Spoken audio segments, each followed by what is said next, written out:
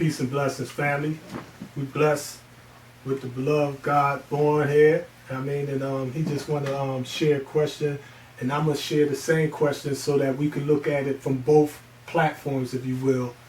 You could go ahead, God. In fact, we don't even need the mic. We can hear it clear. Go ahead. Yeah, brother. Peace. I want to ask you, what do you see the Universal Nation of Islam in the future, brother? Yes, sir. Basically, I would like to see the Universal Nation of Islam just that, universal. Now, I mean, when I say Universal Nation of Islam, I personally believe there's only one nation of Islam. And when I say one nation of Islam, I look at the nation of Islam as the messenger there. If you look at Muhammad's speech, he had the black man in America shaking hands with the black man around the world, representing Asia. Mm-hmm. You know what I mean? So the nation of Islam to me is the nation of gods and earths. It's the Pan-African movement. It's Marcus Messiah Garvey. It's Noble Ali. It's the Black Hebrews. Eventually, our people are going to come together, not uniting just for the sake of unity, but realizing that the prophets of God taught the same thing, just in a different way. You know what I mean? And when we're children, we psychologically realize that we're gods. When we're children, we psychologically think we don't have limitations. You know what I mean?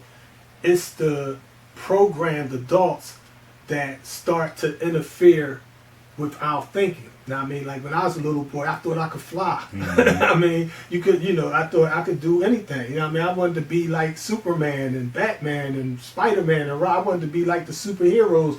I didn't want to be ordinary. I didn't want to be normal. I believe that human potential is unlimited.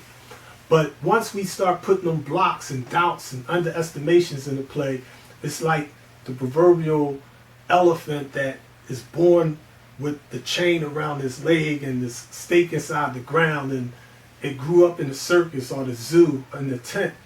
Even when the tent catch on fire, it dies of smoke inhalation because it psychologically think it can't break free of its restraints. You know what I mean? So the chains that surround the people's brain, I pray within and work without that we don't let the 10%, the rich slave makers of the poor, take away our nature, our potential, you know what I mean, our character, our drive, our desires. You know what I mean?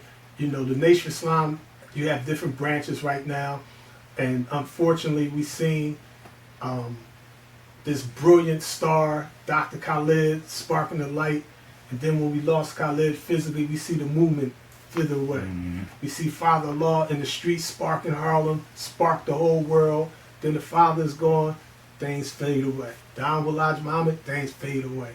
You know, Master Muhammad got thousands out there in Detroit. The message said you could put them all in one taxi cab. They faded away. Mm-hmm. You know what I mean? So we got to break that cycle. We can't have that type of repetition where we're expecting a different result and we're doing the same thing. You know what I mean? The messenger told us the nation of Islam would rise and fall, and then it would rise and fall again. Then it would rise and never fall again. So when I look at the Nation of Islam stars, and I consider stars like the Honorable Minister Louis Farrakhan, the Honorable Brother Minister Salas Muhammad, Brother Minister Levi Kareem, Brother Minister Mutaquan in Philadelphia. You got Son of Man. You have brothers that may have died, like the Messenger's son, John Muhammad, Jan Muhammad. It's so many different branches of the Nation of Islam, but the Honorable Elijah Muhammad told us that the trunk of the tree is stronger than any of its branches, meaning that regardless of what branch we may claim, at the end of the day, we're all united in the life-giving teachings. It comes right back to Master Muhammad. It's rooted in Master Muhammad. It's rooted in the 24 scientists. Now, I mean, whether it's the lessons, whether it's the economic programs, the educational, the universities, the FOI, the MGT, whatever. Now, I mean, the nomenclature is not important. So I would love to see peace, unity, prosperity. We're supposed to have peace of mind and contentment, money, good homes, and friendships in all walks of life. That friendships comes from us not player hating on each other. Us not allowing Yakub's law of divide and conquer to come in and make me think that I'm not fruit because I'm an apple and he's not fruit because he's an orange. And I'll be like, look at him, he can't even grow. I mean, oranges don't grow in Trenton. I mean, mangoes don't grow in Philly. You can't grow bananas in New York. I mean, that don't mean they're not fruit. Now, I mean, that don't mean that the winter flower is not a flower because it don't grow. Just because the mud lily is in the mud don't mean it's not as good as the sweet smelling rose. The sweet, oh, look, she's in the mud. I mean, with that's a flower. I mean, you know, so it's about us elevating our consciousness and looking at the reality as it is and not as it appears to be, and not going for the technology of this enemy. Now, I mean, otherwise, we got to keep in mind that the COINTELPROM forces of J. Edgar Hoover is mere child's play compared to what modern technology and social media can do. Meaning that they already got Minister Farrakhan off social media, for example. Now, I mean, to show you your constitutional rights is really your privileges. And they can snatch it back at any time. Now, I mean, you know, so my fear is the agent provocateurs in our midst and the 10% rich slave makers of the poor that's acting like they 5% poor righteous teachers gain a foothold in heaven and cause us to start fighting and arguing and killing each other.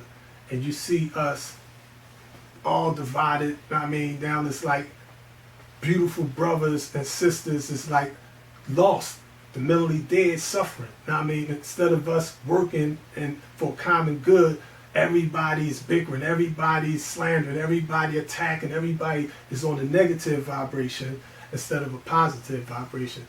So I see the Nation of Islam in the future universal in the sense of the Honorable Elijah Muhammad told us in the divine sayings, he said, what I have given you is just a wake-up message. It's not universal. He said if it was universal, I would not be preaching. But it's to become universal. I believe it's to become universal, just as the Honorable Elijah Muhammad said. This is why I'm saying universal, meaning his teachings are universal. If we look at it properly, if we apply it properly, we live it properly.